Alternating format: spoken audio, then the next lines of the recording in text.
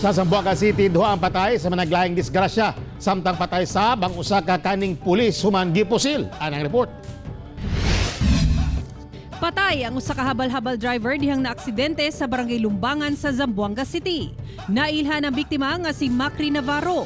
Matud sa kapulisan, nawada og kontrol ang biktima sa gimanehong motor ug mibangga sa concrete barrier. Naigo ang naong niini sa semento hinungdan sa hinanaling kamatayon niini.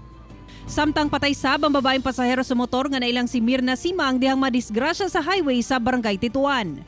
Samdan sabang driver sa motor nga nailang si Patrick Junaim.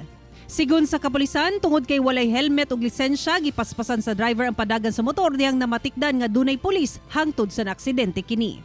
Sa pikas bahin, dead on arrival na sa ospital ang kanhi pulis nga si SPO4 Edwin Solis nga taga Barangay Sangali, Zamboanga City, human kini gipusil sa highway sa maong barangay. Usa ka basyo sa bala sa caliber 45 ang nakita sa lugar sa krimen, samtang ginaila pa kung kinsa ang suspect nga matud pa. Nagsulob og gray jacket ug itom nga bull cap ug miikyas padulong sa barangay Bungyao. Gingong personal ang motibo sa krimen. Ako si Sarah Hilomen Velasco para sa One Mindanao.